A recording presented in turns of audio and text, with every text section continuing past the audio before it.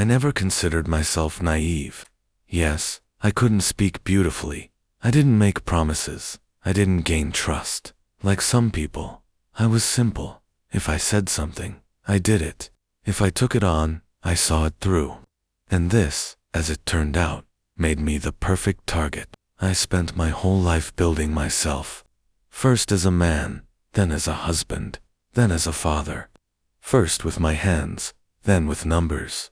I swapped construction for accounting, night shifts for office reports. I didn't ask for more than I deserved. And when at some point everything became a little easier, I relaxed for the first time. It was a couple of years before everything went down the drain. Back then, it seemed like we were on a smooth road. My daughter went to school. My wife finally started smiling more often. We bought a used car, which I used to take her to the mall on weekends. Not to shop, just to walk. These moments, small, cozy, now seem unreal, like a dream. And then Dan appeared. My brother, the eldest. The one who left the family when our father died. We were still kids then. I was 15. He was 21. He didn't come to the funeral or to the 40 days. Then I realized that I was alone. Almost 12 years have passed since then. And suddenly, he was standing on my doorstep, with a wide smile, cognac in his hand, and the words, "You haven't changed at all." We talked until late at night. I was wary. He, as if nothing had happened. He talked about life, trips, business, confident, charismatic, as always. He always knew how to please people. I wanted to close the door to the past, but at that moment, I couldn't. He is my brother, my own. We have the same blood, the same roots. If a person wants to change, who am I to reject him? A week later, he offered me a business. The gist of it was simple. He wanted to open an investment company, supposedly honest and transparent. He would invest the startup capital himself, and I would be the managing partner. He would look for people, attract clients, and I would control everything so that everything would be honest. I refused. At first. Then he came back with figures, with a presentation, with reports. He brought in his first client, a woman whose son had died, and she invested the compensation in a future apartment. Then there was a second one, a young couple. I saw their eyes and believed that I was doing something important. Maybe even for the first time in my life. 2 months passed. There were more than 100,000 in the accounts. Everything was going smoothly. The documents were in order. Apartments were being reserved. Plots of land were being registered. The clients were happy. My wife began to believe in change.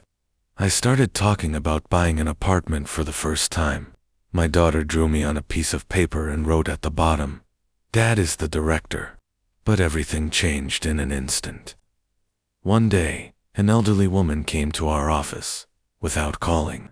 She just walked in, as if she was allowed to do anything.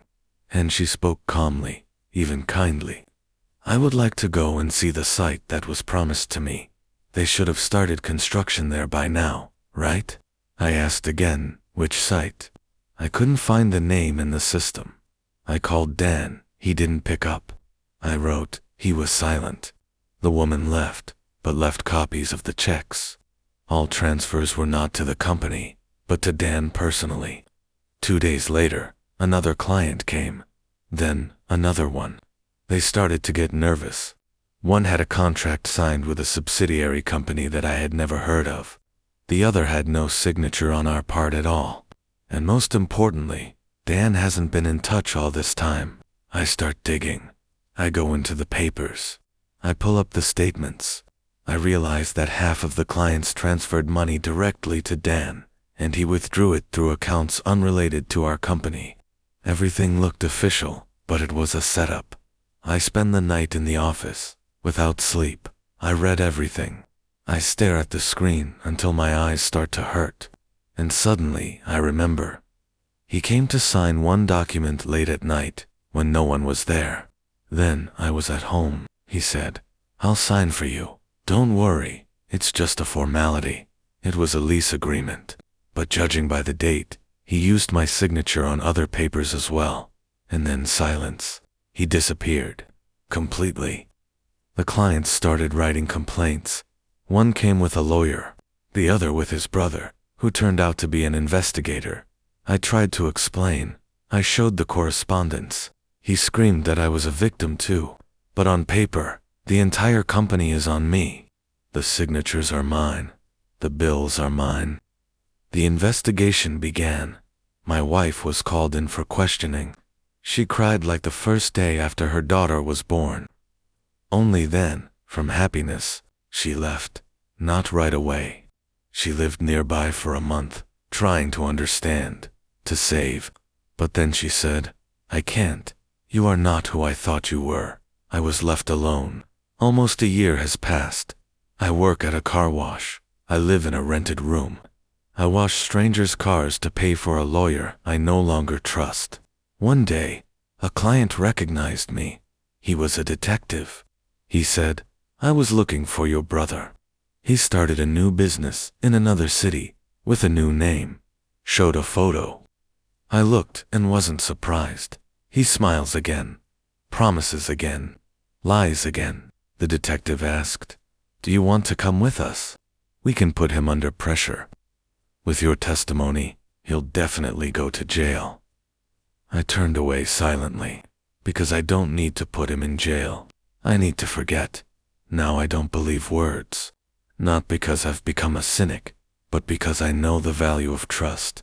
I wasn't betrayed, I was used. But if one day you see a person who appears from the past with a smile, with gifts, and the words "I've changed," don't rush to let him in.